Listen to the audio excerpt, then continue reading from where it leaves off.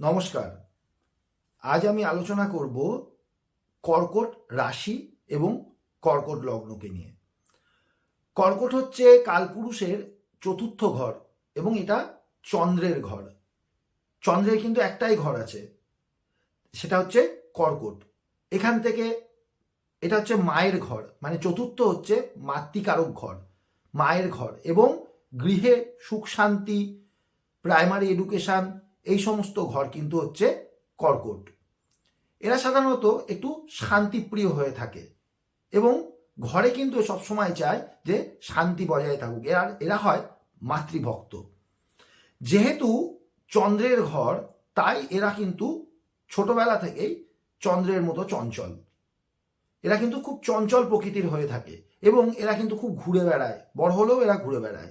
এমনকি জীবনে কোনো না কোনো দিন এরা একবার অন্য রাজ্যে যাবেই, যায়। সাধারণত আমি দেখেছি যে এরা অন্য রাজ্যে যায় এবং অনেক সময় দেখা যায় এদের উন্নতিটাই হলো অন্য রাজ্যে গিয়ে ঘুরে বেড়ানো। তো এদের একটা স্বাভাবিক প্রবৃত্তি থাকে। আরেকটা জিনিস এদের মধ্যে দেখা যায়, এরা কিন্তু মাঝে মাঝে ঘরের ডেকোরেশন চেঞ্জ করে। মানে দেখা গেল খাটটা আছে এইদিকে, খাটটাকে ওইদিকে করলো, ড্রেসিং টেবিলটা আছে ওইদিকে, সেটাকে এইদিকে করলো। মানে ঘরের জিনিসপত্রগুলো এদিক ওদিক করে, ঘর পাল্টায়, এই জিনিসগুলো কিন্তু এরা করে। আরেকটা কি আছে, এদের জীবনে কিন্তু একটা চারিত্রিক দাগ এটা কিন্তু আসতে পারে। তাই এই বিষয় থেকে কর্কট রাশি আর কর্কট লগ্নের লোকেদের কিন্তু সাবধানে থাকতে হবে। এবার কর্কট রাশির লোকেদের আর কি কি হয়, সেটা হচ্ছে এরা কিন্তু উচ্চ শিক্ষিত হতে পারে যদি এদের চন্দ্র সঠিক জায়গায় বসে থাকে, শনি বা রাহু দৃষ্ট না হয় বা যুক্ত না হয়, তাহলে কিন্তু এরা উচ্চ শিক্ষিত হয়। এবং এরা এমন কাজ করে যে কাজগুলো দেখা গেল চাকরি করছে, বদলির চাকরি, বা ব্যবসা করছে, ঘুরে ঘুরে ব্যবসা।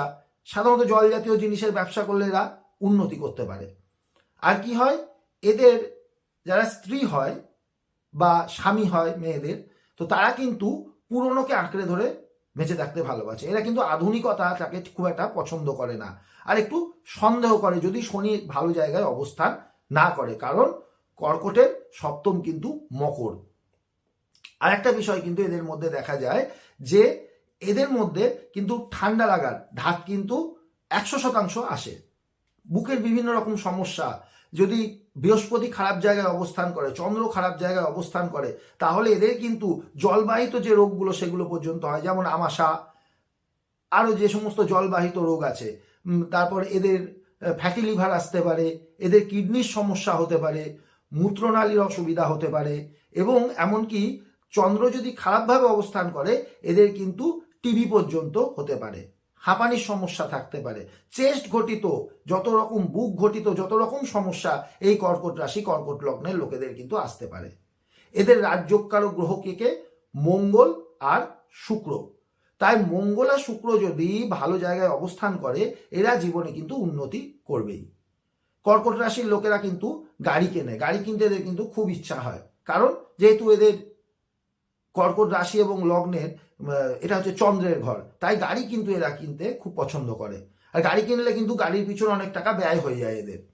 আর একটা কি, এরাও সাধারণত চাকরি করতে ভালোবাসে, বিশেষ করে ব্যাংকিং সেক্টরে চাকরি এরা কিন্তু খুব পছন্দ করে। হিসাব নিকাশের কাজ এরা কিন্তু বেশ পছন্দ করে। আর একটা বিষয় কি, এদের কিন্তু আগুন থেকে সাবধানে থাকতে হয়। এদের পরিবারে লোকেদের কিন্তু আগুন থেকে একটু সাবধানে থাকাই ভালো। পুড়ে যাওয়া, ছ্যাঁকা খাওয়া বা ইলেকট্রিকের শক খাওয়া, এই ব্যাপারগুলো কিন্তু দেখা যায়। এবং সাধারণত আমি দেখেছি এদের বাড়ির কোনো না কোনো সদস্যের মাথায় কিন্তু চুল কম থাকে বা টাক পড়ে যায়, এটা কিন্তু হয়। কর্কটেরও নবম ঘর কিন্তু বৃহস্পতির ঘর, অর্থাৎ মীন, যেটা জ্ঞানের ঘর, ধর্মের ঘর।